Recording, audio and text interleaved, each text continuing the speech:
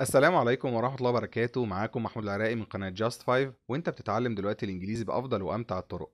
في الحلقة دي هنستخدم أفضل طريقة وأمتع طريقة لحفظ وتثبيت الجمل في ذاكرتنا، وهي الاختبارات The Exams. يلا نبدأ الاختبار بتاعنا.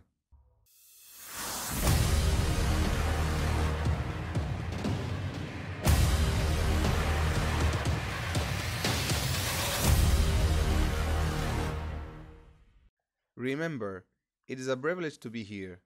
Remember, it is a privilege to be here. يا ترى معناها تذكروا أنه بإمكاننا أن نقوم بذلك الأمر، ولا تذكروا أنه من الشرف أن نكون هنا، ولا لا تنسوا أنه من الممكن أن نكون الأفضل.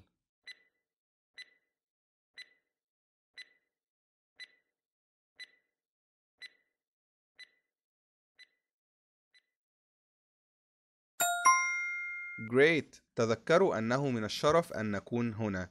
Privilege يعني الشرف أو الفخر. Remember, it is a privilege to be here. Don't worry, we will take care of everything. Don't worry, we will take care of everything. لا تقلق، إحنا هنحل كل واجباتنا. ولا لا تقلق، لن نقوم بفعل أي مشاكل. ولا لا تقلق، سوف نهتم بكل شيء. ها يا ترى إيه هي؟ Don't worry, we will take care of everything.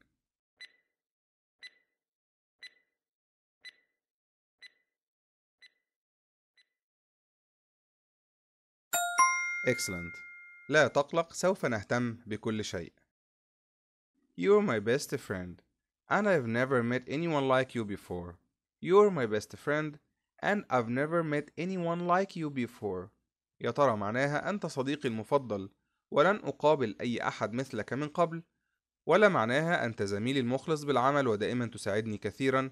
ولا أنت أخي الوحيد، لابد أن نكون جنبا إلى جنب دائما؟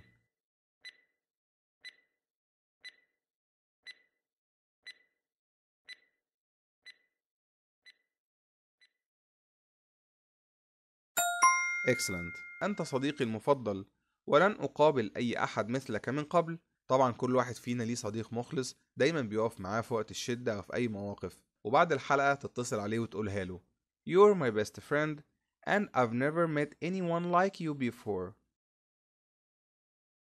I've got better idea. I've got better idea. لدي هدية جيدة، ولا لدي فكرة جيدة، ولا لدي أشياء جيدة. سهلة جدا.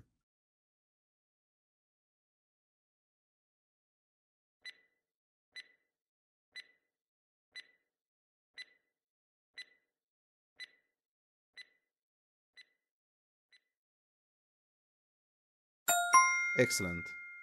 لدي فكرة جيدة.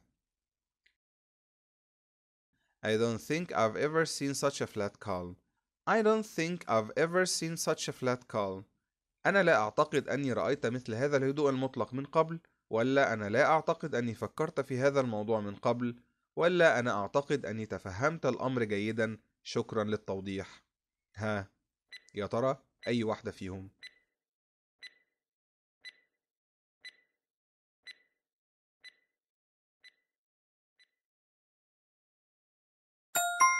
Excellent.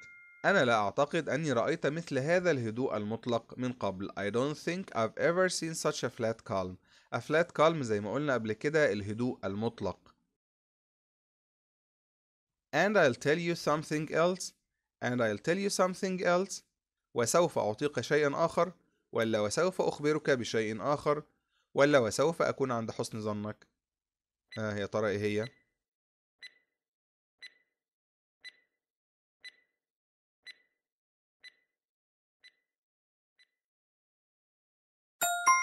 بالظبط، وسوف أخبرك بشيء آخر. And I'll tell you something else. Yeah, that's a good one.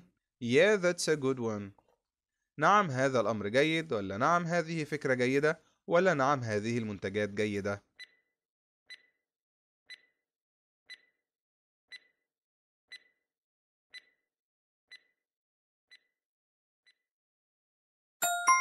Great. نعم هذا الأمر جيد. Yeah, that's a good one. I want to get back to my questions. I want to get back to my questions. أنا أريد أن أتعرف عليك جيدا. ولا أنا أريد أن أعود إلى أسئلتي. ولا أنا أريد أن أسألك سؤالا. ها فكروا.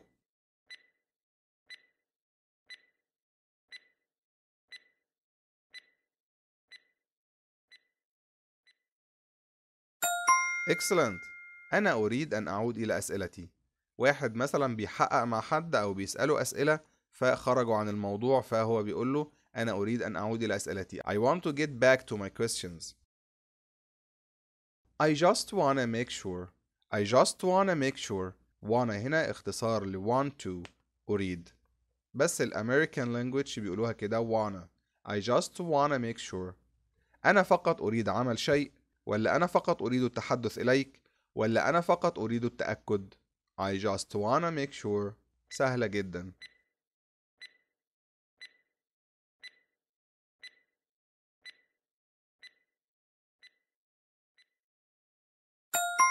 Great. أنا فقط أريد التأكد. I just wanna make sure.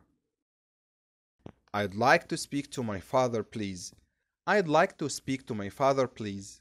أود التحدث إلى والدي من فضلك، ولا أود مقابلة والدي من فضلك، ولا أود التقرب إلى الأشخاص الصالحين. ها، سهلة جدا.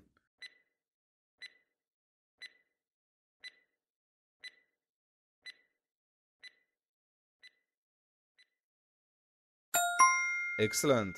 أود التحدث إلى والدي من فضلك. Excellent. Great job. وبكده خلصنا الحلقة. يا رب تكونوا استفدتوا، وإن شاء الله تستفيدوا أكتر وأكتر في قناة Just 5. وطبعا ما تنسوش تكتبوا لي في التعليقات الإجابات بتاعتكم اللي انتوا كتبتوها في الورقة، تنقلوها زي ما هي في التعليقات. وكمان هستنى آرائكم في الحلقة دي، وهل حابين نعمل سلسلة كاملة للاختبارات؟ هستنى تعليقاتكم. وطبعا قبل ما تقفل ما تنساش لايك وشير واشتراك في القناة وتفعيل الجرس علشان يوصلك كل الحلقات اللي جاية. كان معكم محمود العراقي من قناة Just 5. دمتم في رعاية الله، والسلام عليكم ورحمة الله وبركاته.